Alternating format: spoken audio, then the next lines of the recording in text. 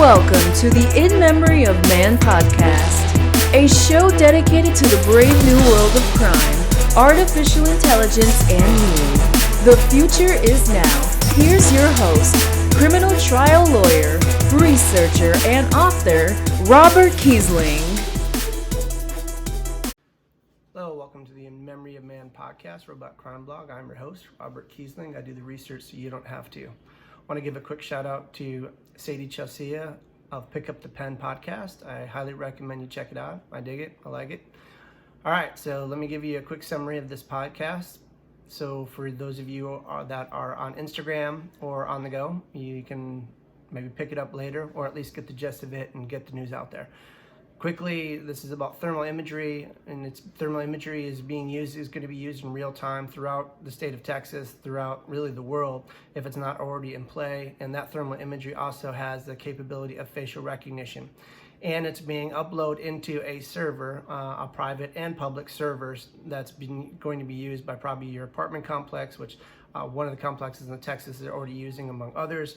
And it's going to be sent up into a surveillance system, a coronavirus surveillance system. If that doesn't concern you folks, I don't know what does. Now, let me dive into that a little further so you can kind of understand what's going on. So let me give you a scenario, right? Let's say you're at work, let's say you're at your apartment, let's say you're anywhere, let's say you don't even have a temperature, but it's set that they're saying that these thermal imagery is going to be set at 100 degrees or lower. And let's say that instead, that when this database picks up your face, it gets fed and funneled into this coronavirus surveillance system that then is picked up by another facial recognition system of law enforcement.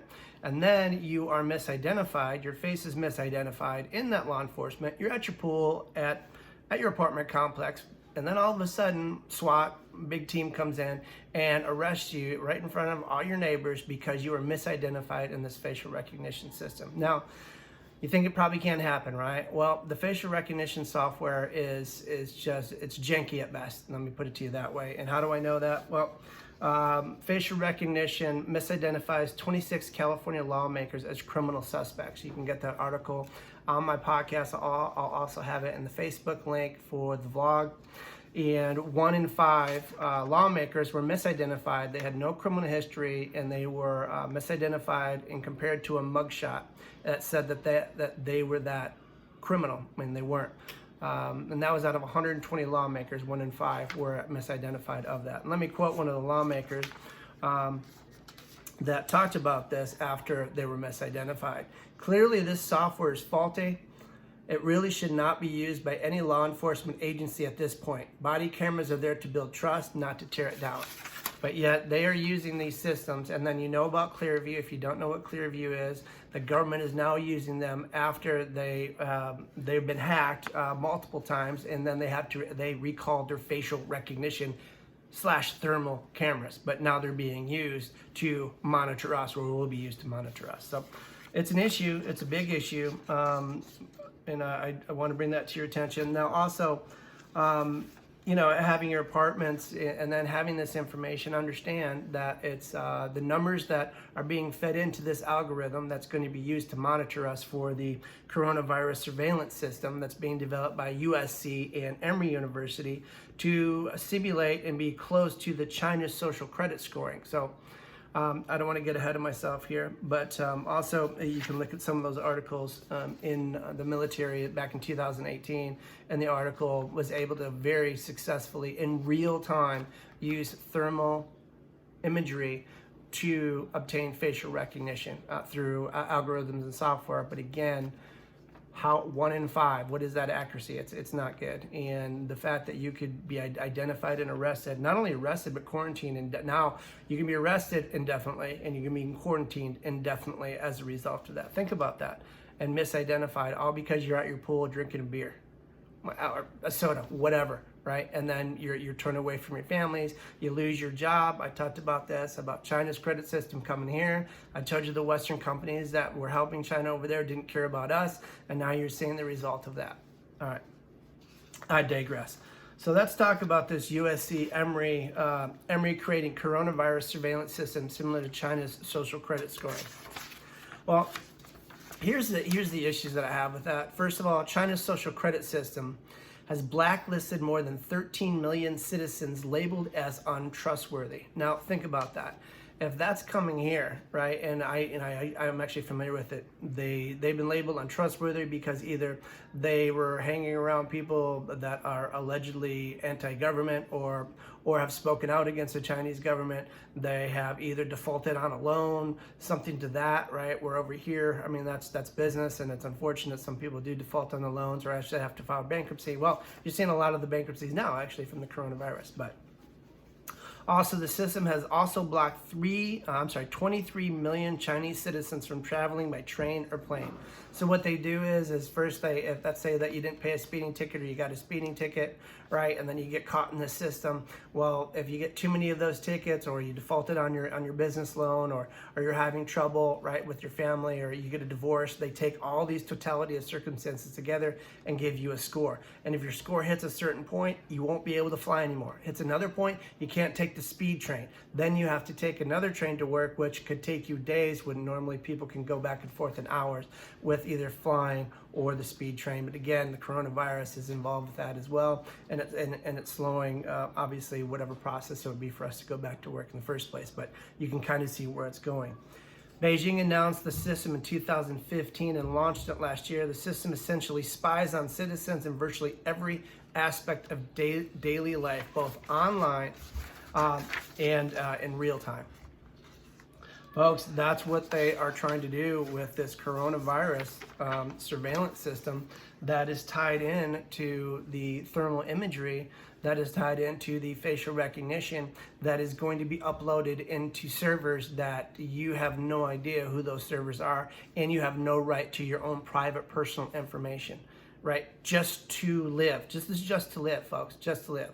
So again, I'm just presenting the facts to you. I mean, how much freedom is freedom worth, right? Lastly, I also am concerned about an article I read dealing with Amazon, right? And so Amazon is using these thermal imagery systems, and they bought they bought this system from a company that was blacklisted by the United States for using these thermal cameras because of the threat of China and China being able to hack into these cameras. Now, why does that concern me? Well, above the civil liberties and the issues that I have with that for being an employee at Amazon, I have an issue with that in the fact that here's another article also available. All these articles are available on my podcast and vlog. If you just check on below and you just click on the link, it'll take you there. Technocracy. Amazon, Google, and Apple have moved past monopoly status to competing directly with governments and winning. That's a recent article, April 28th, 2020, recent-ish. But here's the problem. Amazon's cloud servers host the CIA, the Department of Homeland Security, the Defense Department, and other U.S. agencies, for example, right? So they're hosting our most sensitive data, Amazon is, on their cloud server. And that cloud server is a cousin or connected to a server, right, where you have these thermal imagery cameras that are used, have facial recognition and recording everything, right, about the workers and about you to make sure that you're safe, quote unquote. That's what they're saying. I'm not saying it is or it isn't. And it's connected. So if they were blacklisted, this company was blacklisted because of the threat of hacks, but yet the Amazon is using cameras from this company on the blacklist because of that issue, and then they're also hosting our most sensitive data and servers of our government. That is a huge problem. But what are we doing about it? Hopefully I'm waking up anyone that's listening, legislators, whoever. This is a problem. I understand that people they want to use the thermal imagery, and everyone wants to get back to work. I want everyone to get back to work, and I want everyone to be safe. But again, if spying and then sending us to quarantine or lockdown or even worse, whatever they have set up, for people that need to be in quarantine on mass numbers if they start using this predictive policing technology that I warned you about a prior episode ago. That is absolutely faulty, and I've proven that through the articles and giving you that it's nothing more than downloading an app and giving specific information, general and specific information, along with neighbors ratting on other neighbors. This isn't good precedent, folks. Just understand that. I'm running low on time, so I will go ahead and bid you adieu. If Skynet doesn't take over, or one of the big AI companies, you know who you are. I will see you next week. Thank you. Take care. All right, bye.